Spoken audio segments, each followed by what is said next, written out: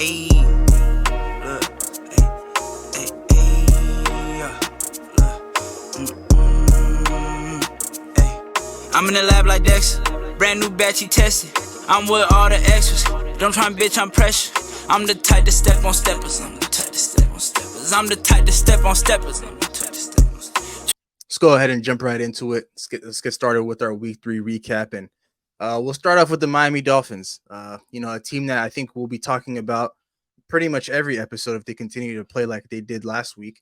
And they, almost broke a record, scoring the second most highest points in all of football. Had the opportunity to break the record by taking a field goal late in that fourth quarter, but took the high road and they said that they didn't want to humiliate the Denver Broncos more than they already did by beating them by a margin of 50 points. They beat them 70-20. But I think what we learned from the Miami Dolphins this week was just how explosive and how elite their offense is, and how they're a force to be reckoned with. Like I've been trying to tell you guys these past couple of weeks, dating back to the preseason. But are we ready to admit that the Miami Dolphins are the best team in the AFC or just the NFL as of right now? I mean, currently as it stands, they are. With how well their offense has been playing, I mean, I feel like every single person got a piece of the pie on Sunday, and they did that even without Jalen Waddle's involvement. I mean, Devon Achane, their rookie running back, he got involved. Raheem Mostert, he went off. Tyreek Hill, per usual, who's been one of the hottest, if not the hottest, wide receiver in all of football. He went off as well, and so you had a Tua played great. You had a situation where everybody balled out, and this offense has been looking flat out unbelievable. It's a bit of embarrassment for Sean Payton and his team. And, for you to have 70 dropped on you, it's just, you have to reevaluate yourself. I mean, you go from Vic Fangio to Van Joseph and, your defense completely takes a nosedive. I mean, you have a situation where even a guy like Patrick Surtain, who, is as elite as it comes in terms of being a cornerback, even he had a pretty bad game. And so overall, I mean, it's a disappointment for the Denver Broncos, but as it stands right now, I mean, the Dolphins are, the best team in the AFC. I mean, they're 3-0. Their offense has been lights out. But it is still early in the season. The teams are starting to ramp up. The Chiefs, they 40 balled the Bears.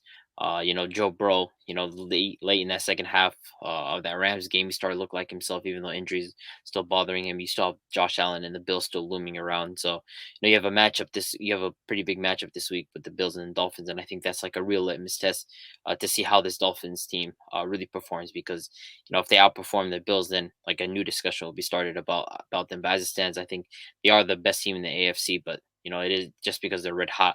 I don't think they're overall the best team, because the Chiefs and the Bills and all these other teams are still looming around, but they have looked fantastic. Overall, I mean, for me in the AFC, I do believe they're a top two team, them and the Chiefs. I do believe right now they're probably one of the best offensive teams in the NFL, but overall, completely, I probably still have the Niners and the Eagles above them. But right now, man, McDaniel's got these guys.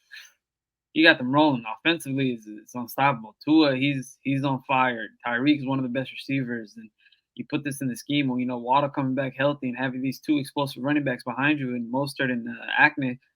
It's crazy. They put 70 on Sean Payton's head, and I'm not a guy that fucks with Sean Payton, but Sean Payton deserved that. He was out there talking shit. He was out there, speaking his word, saying this, saying that. Being comfortable, throwing Hackett under the bus. Coming into this offseason with this macho type vibe that his team is going to be putting up numbers. His team is going to be winning. And he was talking, and he got his ass cooked, and a well-deserved cooking that he deserves. So, this Dolphins offense, he did speak about this early on in the preseason and everything, talking about how explosive they can be and, what type of offense they can run. We're seeing that. And, we haven't seen the team in our era or any team score 70 points since I don't know when.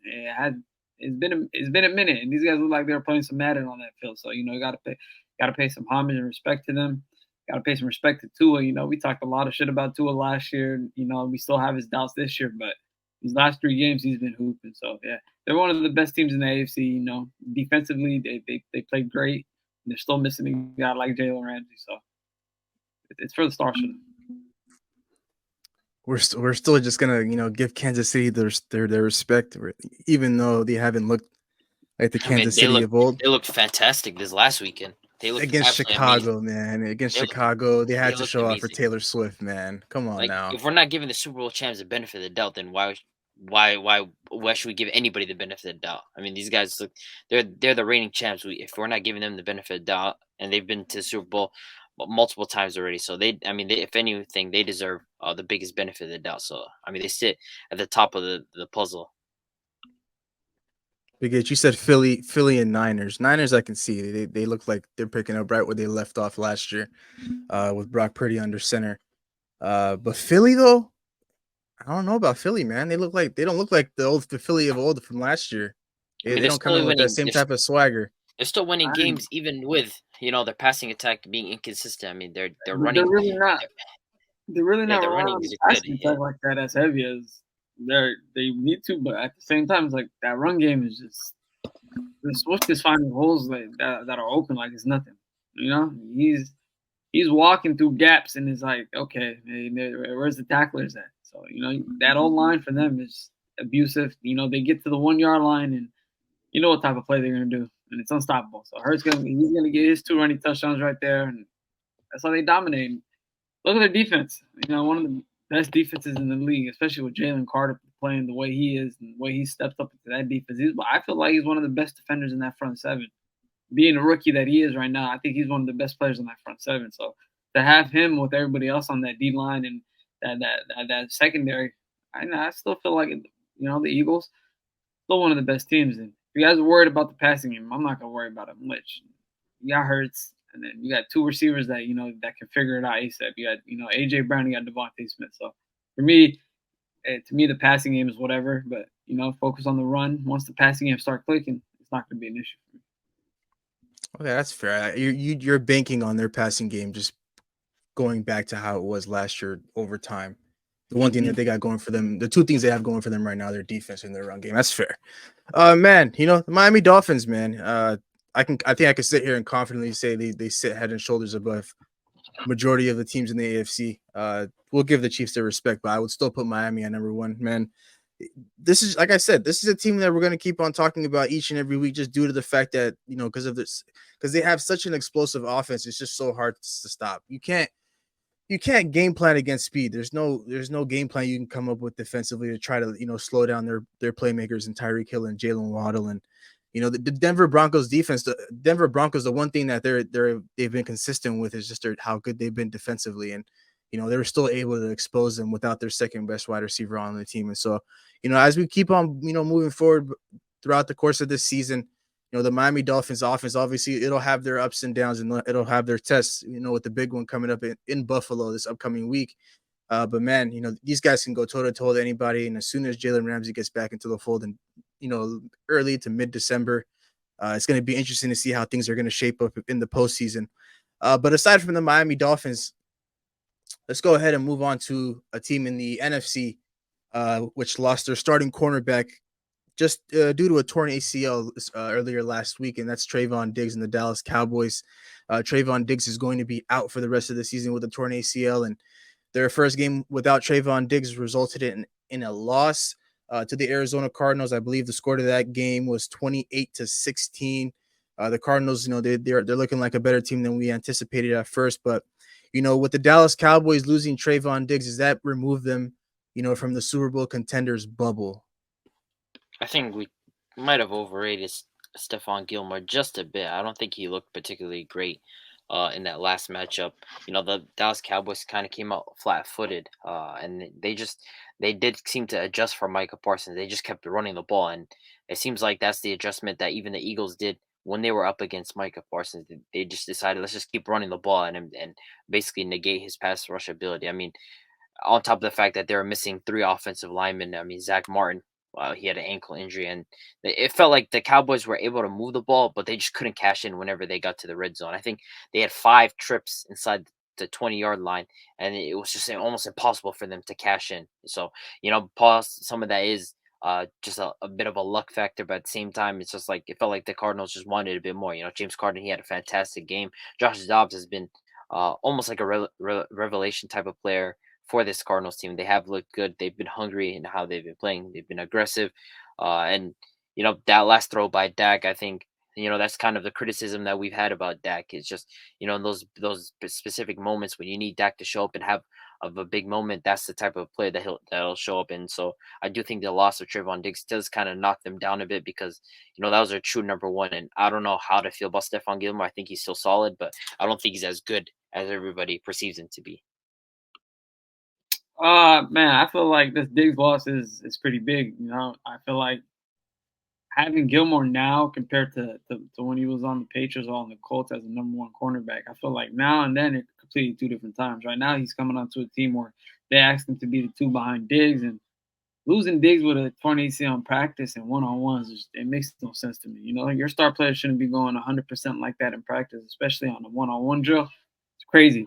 I feel like this loss to them is going to be pretty huge, man. I feel like Diggs is one of the best corners in the league, especially to that Cowboys defense. He sets the tone. He's everywhere. He's everywhere. A lot of people don't like to throw to his side. He picks up a lot of interceptions, and he completes that defense in the secondary.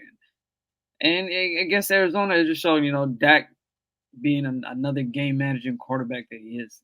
Having that five red zone entries and not scoring one of them red zone at all, it's tough. He gets there and he can't finish. He gets there and he can't finish. He gets there and he can't finish. And then the last drive that he had going into the end zone, throwing that pick between a triple coverage shot, find the receiver in a small amount of space, it didn't work out for him. The linebacker just completely took that shit off. So for me, I do think losing Trayvon Diggs is gonna kind of push them out of that contender bracket. Even with Dak struggling as a quarterback, I never thought Dak was going to lead them to the promised land. But that defense was looking crazy the first 2 weeks, and for them to come out like this, week 3 against the Cardinals, very staggered, very cold, like not uppity on like they're used to be. It was a tough outgoing for them. So Dak. It's the same things that we've been talking about. Same things we've been talking about, and it's the same issues reoccurring. Your team needs a go-ahead win or a go-ahead tie. I don't think that he's not the man for you. So that's my take on that. Arizona, they're fine with some grit right now. They look much better than that we thought, and they got to pay some respect to them, man. They're missing a lot of players. They don't got a lot of star players, and they're making do for what they have. I think just the one thing that stood out to me the most from this game is just how lost they looked defensively without Trayvon Diggs. I guess he was really that important to that secondary, obviously being the best corner on that team, but they really just didn't have anybody to replace him. I think they replaced him with the backup corner Deron Bland, and that guy got cooked all day by Marquise Brown. Even Stephon Gilmore got cooked by Marquise Brown. They just really didn't have any answer. They try to make the adjustments on the fly. They try to do the best that they could, but even then, the Arizona Cardinals being led by Josh Dobbs and James Conner was able to put up 28 points. Josh Dobbs didn't really do anything crazy, but 189 yards, 17 for 21, very efficient, a touchdown, and then James Conner had himself a solid day. For the Dallas Cowboys, man, this was a team that I thought, obviously with Trayvon Diggs and how good they looked the first 2 weeks. What I was saying about them early on in the preseason about those guys going to the NFC Championship game, or even having a Super Bowl berth this year, it was looking pretty good up until now.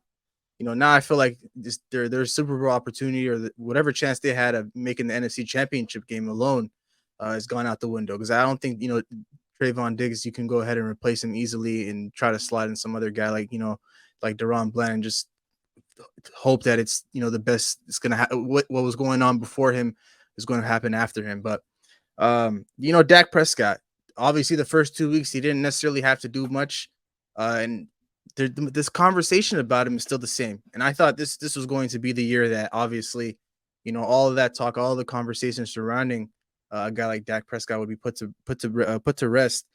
But unfortunately, the issues are still there. His inability to make plays and extend drives and cash in on red zone opportunities against a Cardinals team that's not really looking to win. They're just really looking to compete each and every week and give it their 110%.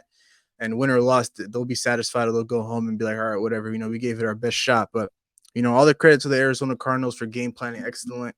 Really exposing this Cowboys secondary without Trayvon Diggs. And a lot of contending teams were watching that game for sure. I think a lot of teams are going to take note of that. The Dallas Cowboys have to fill that void, as best as they can. And Deron Bland, their backup cornerback that started in replacement of Trayvon Diggs, just really isn't the answer. And the Dallas Cowboys got to fix up as soon as possible, or Dak Prescott has to elevate his play. It's either or. It's one or the other. But we're just gonna have to wait and see when it comes to that. But aside from the Dallas Cowboys, let's go ahead and move on to the AFC South, man. This is a division that was supposed to be, led by the Jacksonville Jaguars. It's now looking pretty interesting so far as we're 3 weeks into the season. But the Jacksonville Jaguars did just lose a game this past weekend to the Houston Texans, led by rookie quarterback C.J. Stroud. So these last couple of weeks, the Jacksonville Jaguars, man, offensively, we thought these guys would take off like a rocket with the acquisition of Calvin Ridley and Trevor Lawrence continuing what he was doing last year towards the end of the season. But that just hasn't really been the case since week one when they beat the Indianapolis Colts. So let's go ahead and get some thoughts about their struggles so far as the season has started.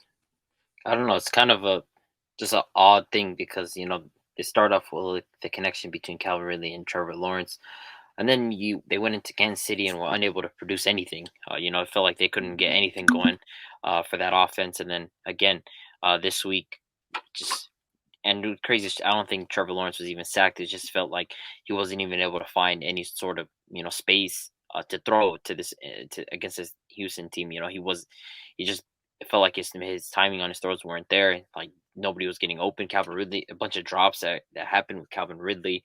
The offense just seemed like it was just out of sync. And then you flip on the other side, you had CJ Stroud, who looked absolutely like a stud. Him and Tank Dell, that connection continues to be growing. You have Nico Collins, and that offense is projecting to be better than we thought it'd be because CJ Stroud, he's looked very confident. What scares me about this Jags defense, this Jags team, is their defense. Trayvon Walker, Josh Allen, they weren't able to really generate pressure. I felt like nothing was going for them on defense, and on offense they were struggling. So it's kind of a confusing thing. I am a bit close to hitting the panic button, but they have a reset week. They're going up against the Atlanta Falcons, who are a better defense than people give them credit for. But it is a team that I expect the Jaguars to show up against, and if they decide not to show up again this week, then I'm definitely hitting the panic button on them because as this team is sitting at 1-2, and you don't want to repeat of last year where the first half doesn't look good, and then you're forced to try to come back in the second half because the likelihood of that happening again might be minimal. First off, shout out my dog CJ Stroud. That guy, phenomenal game. Phenomenal game. I think That's your guy, man. Yeah. We locked in. That's my twin right there. But great game from him and Tank Dell, man. They locked in the last two games. They've been hooping, and this Houston team offensively, they're surprising us. I feel like they're showing us more and more what they can do, and this is not even them at their full force. They're still young. They got Nico Collins. They got Damian Pierce. They still got this young old line. I can't wait to imagine what they can do in the future with when they progress. But to speak about the Jags, I always feel like these guys always start off slow every single year. They come in the first 4 to 5 games. It looks nasty. Offense is not going. And we always have these doubts, and I feel like, Trevor Lawrence got to pick it up. This time I'm talking about just Trevor Lawrence. As a quarterback, I feel like he rushes the ball out. He's throwing it a little more inconsistently than he usually does. A lot of inaccurate passes. A lot of stuff is going on. I feel like he's trying to force feed Calvin Ridley here and there. I feel like they're going away from the game plan. They got guys like Christian Kirk. They got guys like Evan Ingram that needs to be involved. They got guys like Travis Etienne that needs to be involved. And I feel like they just got to slow down. Let Calvin Ridley come into the fold and let him slowly work into that number one receiver role. But they don't need to force feed him. And, against Kansas City was tough sledding. They got to the end zone a couple times. They didn't want to kick it. They didn't, complete some fourth downs, and they lost. And then, last week coming up, people thought it was going to be an easy matchup against Houston. Offense was slow again, and then they lost again. Shout out, Houston. They had a big kick return from their fullback, and a couple of interceptions that resulted in end zone touchdowns. But Trevor Lawrence got to pick up his game, and it all starts off with him being the leader of that team, and that's it for me. Yeah, I feel like we gotta hit the panic button if they lose to ATL this week because they're gonna be sitting at 1-3. I'm pretty sure going into week 5 and coming back from 1-3 is tough. Last year they did that. They did win the division, coming back from a losing record, but I don't know if they can do it back-to-back years. So they got to wake up. They got to show something offensively and get back to what they ended off the season with last year. first things first, man. I have to give a lot of credit and a lot of respect to CJ Stroud, man. He's come in as a number 2 overall pick, and he's looked like far and away the best rookie quarterback so far uh, in his class. You know, in comparison to Bryce Young and Anthony Richardson, the one game and a quarter that we saw from him so far this season. You know, he just looks so poised in the pocket. There's not a throw that he can't make. Looks very, very calm under pressure. Uh, really working with, really making something out of nothing. You know, Nico Collins, Tank Dell. You know, those are his 2 main weapons. He's still able to throw the ball 300, 400-yard games. And so, credit to him for being able to adapt to his environment extremely quickly. All the credit to D'Amico Ryans for getting these guys ready to go. I seen a quote the other day saying that he doesn't really care who's in the starting lineup. It's just all about giving guys an opportunity to showcase, their talent. They had that next man up mentality. And all the guys on the Houston Texans roster has bought in. And I think there was a player that came out that in support of CJ Stroud. I'm not too sure. I think it was our tight end that said, we're lucky, we're glad that we have this guy pretty much. I'm not too sure if that was supposed to be a shot towards Bryce Young and Anthony Richardson and things of that nature. But looks like the team is in support of CJ Stroud. So it's very great to see him, get better each and every week. The Jacksonville Jaguars, though, I mean, I'm not gonna sit here and hit the panic button at all. I think it's a little bit too early, 3 weeks into the season. But at the same time, though, this is something that I talked about early on when we talked about their hype coming into this season. It's a lot. It was just a lot. It's been a lot so far for them. All the hype coming in, trading for a guy like Calvin Ridley. Everybody thought they would hit the ground running, and it's not as easy as you think when you add a great piece into the mix, a great piece to the puzzle. Everything takes time. Trevor Lawrence has to understand that like force feeding Calvin Ridley isn't really the option. You have a lot of playmakers on the team. You have a great running back in Travis Etienne. You just got to let the offense flow and let the game come to him. I think he's trying to force a lot of these throws sometimes, and it just doesn't look great right now for the Jacksonville Jaguars, man. And right now, the leader, the number 1 team in the AFC South, is the Indianapolis Colts with a record of 2-1, getting a win on the road in Baltimore in overtime, being led by their backup quarterback Gardner Minshew. But is it too early to say that the AFC South is a lot more open than we first thought? I think, well, I think the Colts have a better roster construction than we assumed for that team. I mean, Gardner Minshew is coming. He stepped in as a viable backup. I think their head coach has done a great job in terms of manufacturing their offense, and I think when Anthony Richardson's able to get back, the team will look much better. But it's AFC South, this division, it's a lot more competitive than we assumed. I think that may be because of how much we've overrated the Titans. I think the Titans are they've got their own issues going on with that team. Derrick Henry has been unable to get anything going, and that offensive line has been downright just awful, awful. Ryan Tannehill has not looked good at all. That entire division, I think, the Jaguars are struggling, and CJ Stroud's look good with the Texans, and the Colts have been, better than we thought. So I think we are in for a bit more of competition than we assumed. And I think I read a stat like Houston has been the Jags like a bunch of times, like 10 of the last 11 when it's at home.